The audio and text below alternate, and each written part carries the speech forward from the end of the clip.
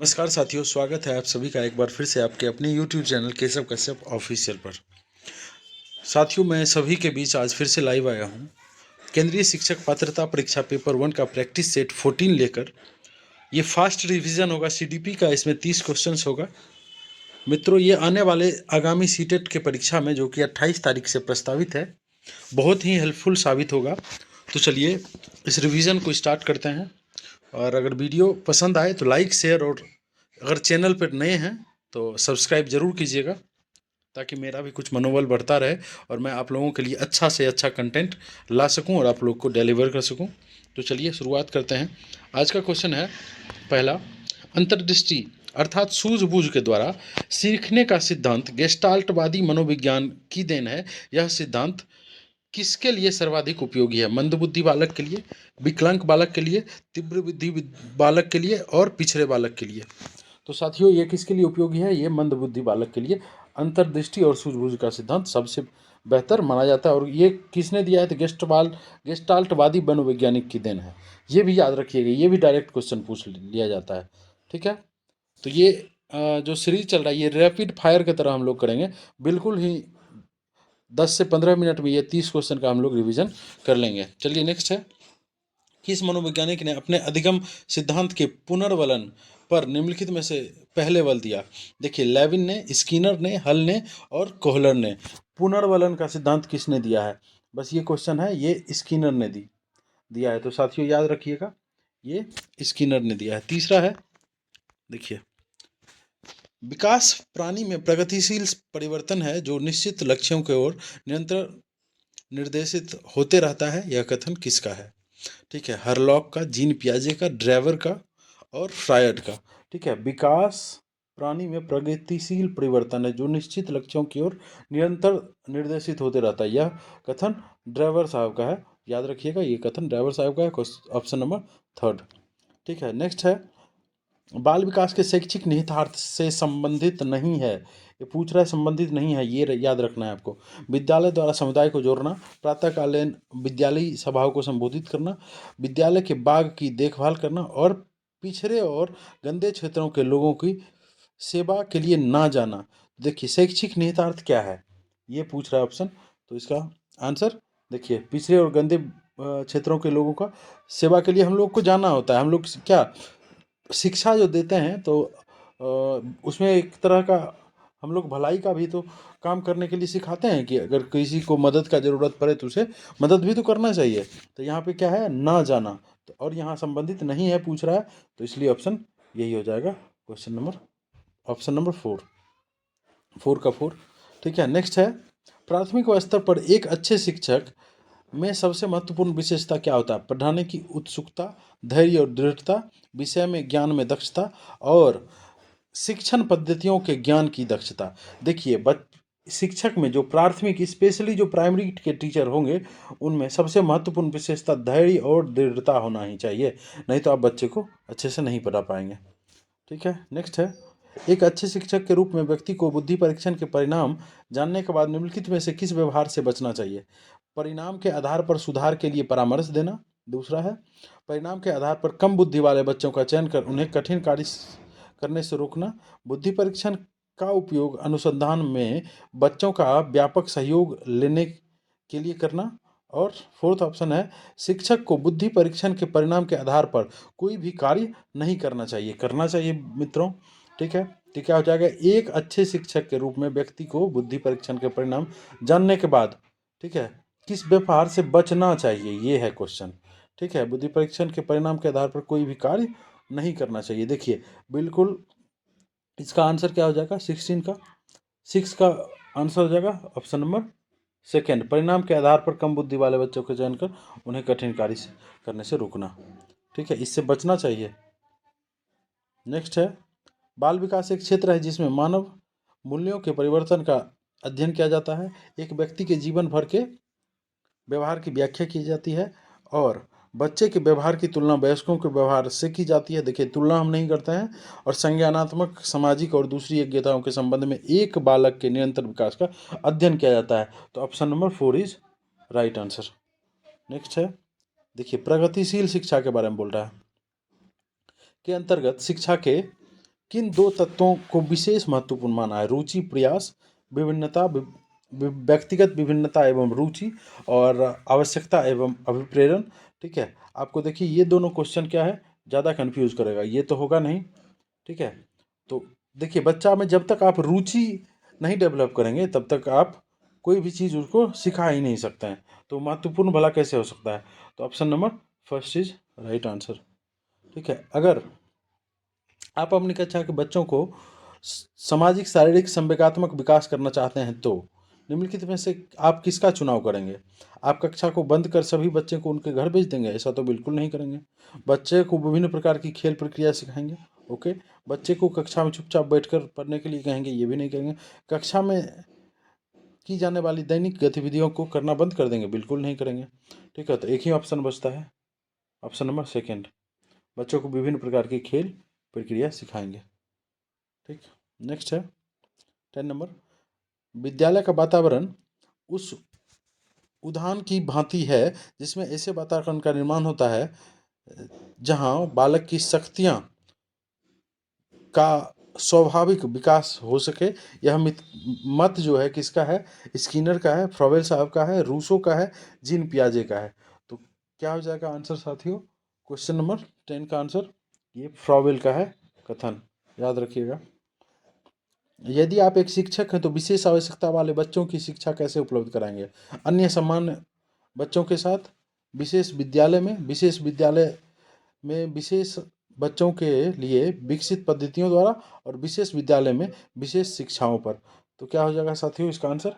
अन्य बच्चों के साथ कराया जाएगा। नेक्स्ट है, ठीक है, विकास के संबंध में निम्नलिखित में से क्या संबंधित नहीं है? ये पूछ रहा है। नहीं, देखिए कक्षा कार्य क्षमता में वृद्धि, स्वभाव एवं दृष्टिकोण में परिवर्तन, व्यवहार में परिवर्तन, आकार में परिवर्तन। देखिए विकास फिजिकल भी होता है और कॉग्निटिव भी होता है। ठीक है, फिजिकल किससे रिलेटेड है? वृद्धि से है। और कॉग्निटिव किससे है? विकास से है।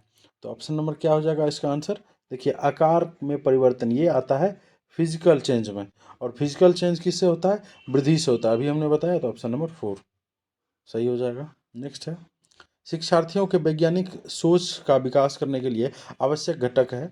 शिक्षार्थियों के समक्ष छोटी छोटी समस्याएं रखी जाएं, शिक्षार्थी के द्वारा किए गए स्वभावित समाधानों का परीक्षण करके तीसरा है बच्चों को संभावित समाधानों के निर्माण हेतु प्रेरित करके, और शिक्षार्थियों को पारिवारिक समस्याओं को हल करने हेतु प्रयास करा के। तो क्या हो जाएगा इसका आंसर? वैज्ञानिक सोच कैसे विकसित करना है? तो इसका आंसर हो जाएगा संभावित समाधानों के निर्माण हेतु प्रेरित करके। नेक्स्ट है, निम्नलिखित में से क्या एक शिक्षक द्वारा विशेषता नहीं है?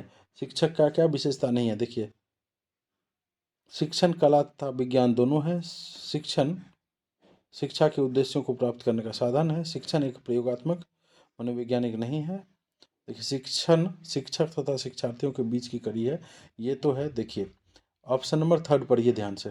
ठीक है, ऑप्शन नंबर थर्ड ही गलत है, मनोवैज्ञानिक नहीं है दिया हुआ है। Option number third is right. ठीक है, आप अपनी कक्षा में कड़ी मेहनत से पढ़ाते हैं तथा बालक भी बड़े ध्यानपूर्वक पढ़ते हैं, परंतु कुछ बालक वह शीघ्रता से सीख जाते हैं तो कुछ बालक धीरे धीरे सीखते हैं। इस समस्या का कारण क्या हो सकता है? तो व्यक्तिगत एक तो समस्या का साथ हो जाएगा कि क्योंकि सभी लोगों में व्यक्तिगत विभिन्नताएं पाई जाती है, पहला तो ये समस्या होगा। देखिए ऑप्शन है अधिगम व्यक्तिगत होता है। ठीक है, कुछ बालकों का स्वास्थ्य सही नहीं रहता, ये भी ठीक है।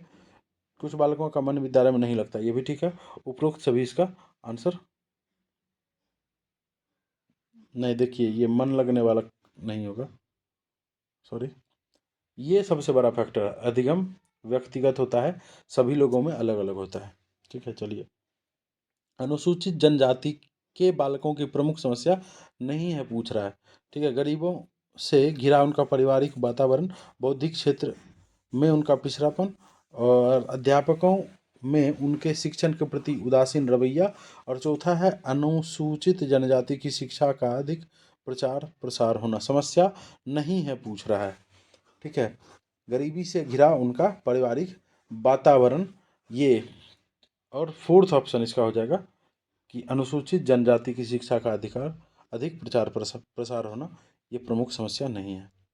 ठीक है, देखिए नेक्स्ट है, किसी बच्चे के चिंतन में आयु के बढ़ने के साथ साथ किसकी प्रधानता बढ़ती है? तर्क की, आत्म केंद्रीकरण की, सम्मानीकरण की और जीववाद की। किसकी प्रधानता बढ़ती है? तो मित्रों क्या हो जाएगा इसका आंसर? ये तर्क की, ऑप्शन नंबर 1। किस बच्चे के भाषा विकास को प्रभावित करने वाला कारक नहीं है पूछ रहा है? सामाजिक आर्थिक स्थिति, अच्छा स्वास्थ्य, द्विभाषावाद और बुद्धि। तो क्या हो जाएगा इसका आंसर साथियों? अच्छा स्वास्थ्य कभी भी प्रभावित करने वाला कारक नहीं होगा। ठीक है, प्रेरणा के संबंध में आवश्यकता के सिद्धांत का प्रतिपादन किसने किया है? हेनरी मरे ने, मैस्लो ने, स्किनर ने, गोल्डस्टीन ने। देखिए गोल्डस्टीन साहब तो साइंस से जुड़े हुए हैं, साइकोलॉजी में कहाँ गए? 19 का क्या हो जाएगा?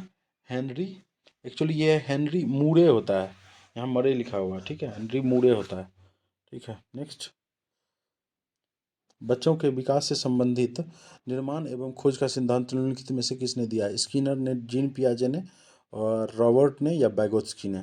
देखिए बच्चे के विकास से संबंधित निर्माण और खोज किसने दिया है मित्रों? ये क्या हो जाएगा आंसर? जीन पियाजे ने। नेक्स्ट है, विकासात्मक संवेग का सिद्धांत प्रतिपादन किसके द्वारा किया गया है? ब्रीजेज, पियाजे, वॉटसन, स्किनर। विकासात्मक संवेग का सिद्धांत, देखिए ये तो option number first is right answer, ये ब्रीजेज ने किया है। ठीक है, नेक्स्ट है, देखिए थोड़ा सा, व्यापक एवं सतत मूल्यांकन के अंतर्गत निम्नलिखित में से कौन सा कार्य नहीं किया जाता? इसमें परीक्षा परिणामों का विश्लेषण और व्याख्या वैज्ञानिक तरीके से किया जाता है। ओके, इसमें परीक्षा के प्राप्तांकों के आधार पर विद्यार्थियों को उत्तीर्ण तथा अनुत्तीर्ण किया जाता है। सतत और व्यापक पूछ रहा है, देखिएगा हमेशा ये याद रखिएगा। ठीक है, और इसमें बच्चे पर पड़ने वाले दबाव को कम किया जाता है। मूल्यांकन को व्यापक, और यहाँ है नहीं किया जाता, मूल्यांकन को व्यापक एवं नियमित बनाया जाता है। तो कौन सा तरीका है? तो ऑप्शन नंबर सेकेंड है। देखिए सिर्फ और सिर्फ इसके लिए, पास फेल के लिए व्यापक एवं सतत मूल्यांकन नहीं होता है साथियों। ठीक है, एक अध्यापक को अपनी कक्षा में निम्नलिखित में से किस तथ्य को नकारना चाहिए, मना करना चाहिए? लैंगिक भेदभाव को बिल्कुल ही मना कर देना चाहिए, बाकी सब ऑप्शन सही है। ठीक है, अधिगमकर्ता हेतु अधिगम का मुख्य आधार होता है परिपक्वता, विद्यालय की बनावट, शारीरिक विकास और इनमें से कोई नहीं। देखिए 24 का क्या हो जाएगा? परिपक्वता ही अधिगम का मुख्य आधार होता है। किसी सृजनशील बालक का, क्रिएटिव बच्चा जो होगा, लक्षण होगा वो बिल्कुल ही जिज्ञासु होता है, क्रियोसिटी उसमें कूट कूट के भरा हुआ रहता है, जल्दी उब जाएगा उसका मन, वो शांत बैठना नहीं चाहेगा। यही सब क्या है? लक्षण है। नेक्स्ट है, वर्तमान समय में सतत एवं व्यापक मूल्यांकन के अंतर्गत ग्रेडों में अंकों का वितरण किया जाता है। इस प्रणाली में अरे A+ किसको देंगे? यही है क्वेश्चन। ठीक है, पर कितने अंक प्रतिशत करने वाले छात्रों को सर्वोत्कृष्ट या A+ ग्रेड देंगे आप लोग? ठीक है, अब देख लीजिए A+ किसको मिलता है? A+ मिलता है आप लोग को भी कभी ना कभी मिला ही होगा निश्चित तौर पे साथियों। तो 26 का क्या हो जाएगा आंसर?